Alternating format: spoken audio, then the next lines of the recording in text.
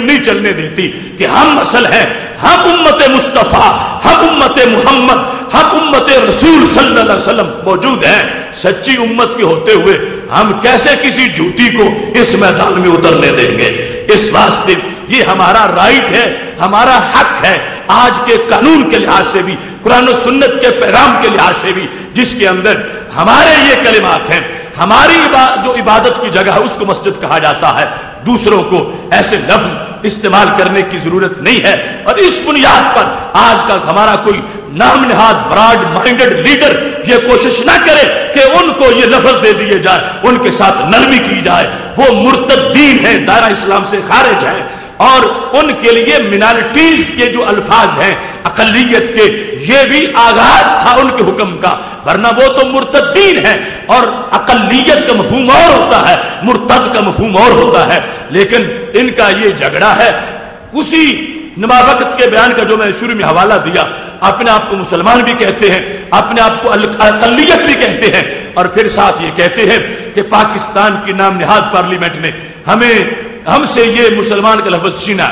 یاد رکھنا، پاکستان کی پارلیمنٹ کو یہ اعزاز ملا کہ اس نے غیر مسلم اقلیت ان کو قرار دلوایا، اور حکم کا آغاز جو تھا وہ پہلے یہاں سے ہوا، لیکن ان کا فیصلہ کوئی پارلیمنٹ نے تو نہیں کیا، ان کا فیصلہ قرآن و سنت نے کیا ہے۔ ان کو غیر مسلم پارلیمنٹ نے بنایا نہیں، صرف بتایا ہے، بنایا تو قرآن و سنت نے ہے۔ آج پارلیمنٹ کے خلاف بولتے ہیں، عدلیہ کے خلاف بولتے ہیں، اور افسوس یہ ہے کہ پارلیمنٹ کے خلاف جب یہ بیان دیا گیا تو پارلیمنٹ سے وہ آواز نہیں اٹھی جو پارلیمنٹ کے تقدس کو برقرار کرے۔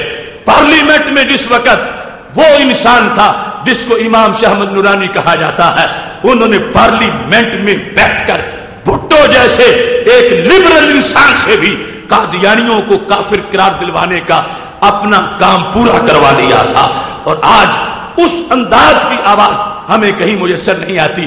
آج کے حالات کے لحاظ اس چیز کو، ان کے دھوکوں کو جو ہے ہائی لائٹ کرنے میں اس چیز کو پیش نظر رکھیں کہ سید عالم نور مجسم شفیع معظم صلی اللہ علیہ وسلم کی یہ شان ختم نبوت کے منکر ہوئے، اس بنیاد پر انہیں آج ہی نہیں، انہیں تو قرآن و سنت نے کافر قرار دے دیا، اور اسی سے یہ مرتد ہو گئے۔ اگر دستور کے لحاظ سے دیکھنا ہے تو جب بر صغیر میں برطانوی استعمار تھا، برطانوی حکومت تھی، اس وقت کی عدالتیں قادیانیوں کو مرتد قرار دے چکی تھی، اس وقت کی عدالتوں کے یہ فیصلے تھے۔ پاکستان سے باہر کی عدالتیں ہیں، موریشس کی عدالت ہے، افریقہ کی عدالت ہے، وہاں سے یہ باقاعدہ فیصلے ان کے بارے میں آ چکے تھے۔ اور یہاں اس بات کو ذہن میں رکھیے کہ 1935 میں ایک کیس چلا تھا بھاولپور ڈسٹرکٹ کورٹ میں، اور اس میں باقاعدہ 6 سال کی سماعت پہلے ہو چکی تھی، اور پھر 7 فروری 1935 میں اس کا فیصلہ سنایا گیا تھا۔ اس فیصلے کے اندر بھی یہ بات باقاعدہ لکھی گئی کہ یہ قادیانی مرتد ہیں، اور ان کا کسی لحاظ سے بھی دین، ایمان اور اسلام کے ساتھ کوئی تعلق نہیں ہے۔ اس مقدمہ کا آغاز اس طرح ہوا جس کا فیصلہ 7 فروری 1935 میں جسٹس اکبر نے بھاولپور عدالت میں سنایا تھا کہ ایک عورت جس کا نام غلام عائشہ تھا، اس کی شادی عبد الرزاق نامی انسان سے ہوئی۔ غلام عائشہ چھوٹی عمر کی بچی تھی، نابالغہ تھی، اور اس کے والدین نے اس کا نکاح کر دیا۔ جس وقت غلام عائشہ بالغ ہوئی، اس میں بلوغت تک پہنچنے میں عبد الرزاق اتنے میں قادیانی ہو چکا تھا۔ اب جب یہ بچی بالغ ہوئی، عبد الرزاق نے بچی کے والدین سے کہا کہ اسے رخصت کرو، تو والدین نے کہا کہ نہیں، جو نکاح ہوا تھا وہ ٹوٹ گیا ہے، اس واسطے کہ تم قادیانی بن گئے ہو، قادیانی مرتد ہوتا ہے، اور غلام عائشہ مومنہ ہے، تم مرتد کے ساتھ مومنہ کا نکاح نہیں ہوتا، اس واسطے جو نکاح ہوا تھا وہ نکاح ختم ہو چکا ہے۔ 3 بڑی بڑی جلدوں میں وہ پوری کاروائی چھپی ہوئی ہے بھاولپور کے اس مقدمے کی۔ 3 جلدوں کے اندر دلائل ہیں جو 6 سالوں میں دلائل پیش ہوتے رہے، اور اس کے بعد جا کر وہ 1935 میں فیصلہ سنایا گیا۔ اب جس وقت یہ کیس چلا، اس قادیانی نے بچی کے والدین پر دعویٰ دائر کر دیا کہ ان کی بچی کا میرے ساتھ نکاح ہے اور اب رخصت نہیں کر رہے، تو کیس چلا، 6 سال اس کی سماعت ہوتی رہی۔ اس کے بعد یہ صورتحال سامنے آئی کہ جس میں جسٹس اکبر خان نے یہ فیصلہ دیا کہ غلام عائشہ کا عبدالرزاق کے ساتھ کوئی نکاح نہیں ہے. کیوں؟ اس نے کہا غلام عائشہ مومنہ ہے اور عبدالرزاق مرتد ہو چکا ہے اور مرتد اور مومنہ کا نکاح نہیں ہوتا. تو یہ ابھی پاکستان نہیں بنا تھا, ابھی پاکستان کی پارلیمنٹ بھی نہیں بڑی تھی. آج کے بگھوڑے قادیانیوں کو ہماری پارلیمنٹ پر الزام دینا یہ جچتا نہیں ہے.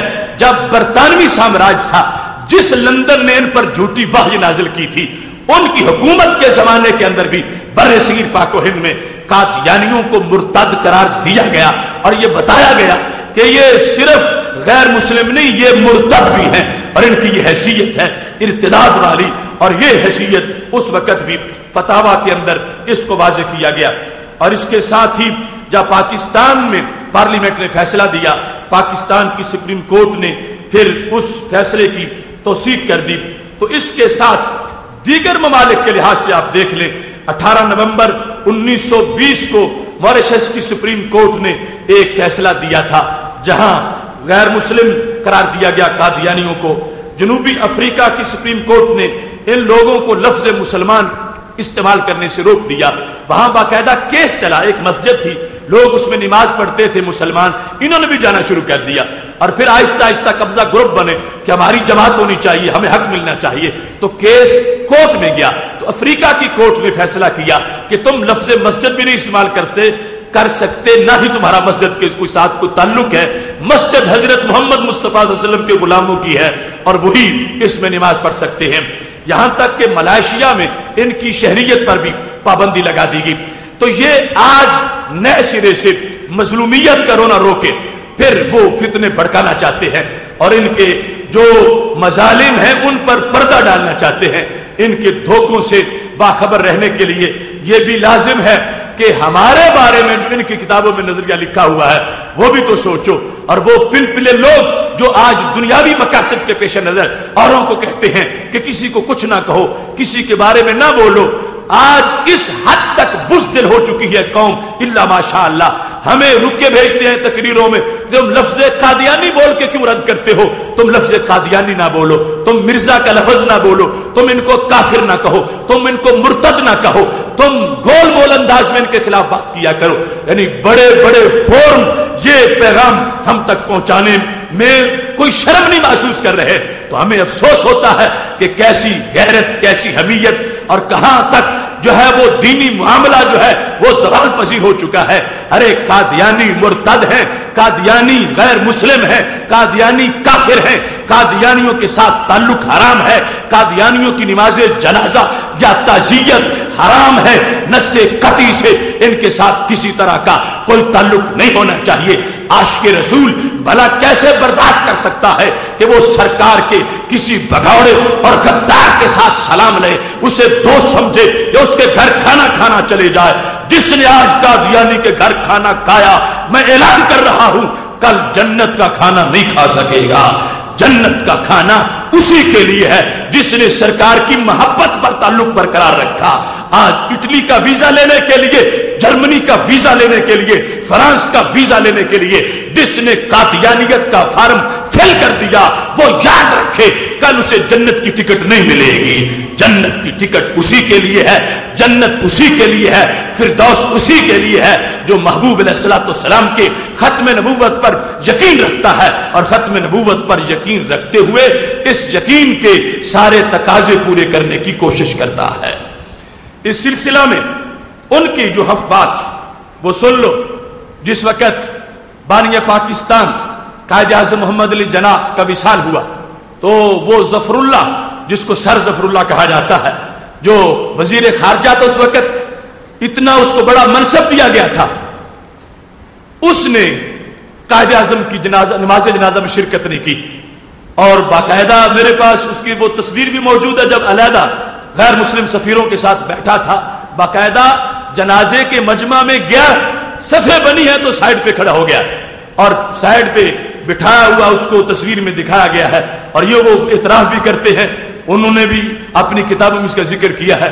جب جنازہ پڑھا گیا تو صحافیوں نے پوچھا کہ تم نے جنازہ کیوں نہیں پڑھا, تم قائد اعظم نے اور پھر یہ ملک اور تم وزارت کے منصب پر ہو.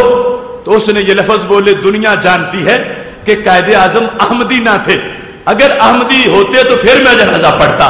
تو میرے نزدیک یعنی وہ سرکاری عہدیدار اور وزیر ہونے کے باوجود وہ بانی پاکستان کے لحاظ سے بارے میں اس نے کہتے ہوئے جھجک محسوس نہیں کی اور اس نے واضح کہہ دیا کہ احمدی ہوتا قائد اعظم تو پھر میں جنازہ پڑھتا. تو چونکہ وہ قادیانی نہیں اس واسطے میرے نزدیک جنازہ جائز نہیں. یہ باتیں اصل میں ان کے بڑے مرزا ان کے سارے امور میں لکھی ہوئی ہیں. یہ تذکرہ جس کو وہ وحی مقدس کہتے ہیں معاذ اللہ، جھوٹوں کا پلندہ، لیکن ان کے نزدیک اس کا نام وحی مقدس ہے. اس وحی مقدس کے اندر جو اس کے جھوٹے الہامات اور جھوٹے انکشافات، اس کے اندر اس نے جو کوئی لکھا ہے اگر انسان سن لے تو پتہ چلتا ہے اس کو کہ آج کے جتنے دجل فریب اور قادیانیوں کی طرف سے کبھی بیت الذکر کے نام سے، کبھی بیت الحمد کے نام سے، کبھی بیت الصلاۃ کے نام سے جو انہوں نے کلب بنائے ہوئے ہیں، اور پھر یہ یورپ کنٹریز کے اندر وہاں جو شراب و کباب کی محفلیں ہوتی ہیں اور اس طرح لوگوں کو دانہ ڈالنے کے لیے وہاں وہ گیٹ ٹوگیدر ہوتے ہیں، وہ سب کا سب اسلام کے خلاف سازشوں کے گروہوں کا وہ پلندہ اور وہ جگہ ہے جس میں مسلم امہ کے خلاف ہر قسم کا زہر گھولا جاتا ہے. اب اس نے اپنی وحج میں لکھا جو 343 صفحہ اور 342 پر موجود ہے. یہ لکھتا ہے مرزا کہ مجھے رب نے کہا ہے جو شخص تیری پیروی نہیں کرے گا اور تیری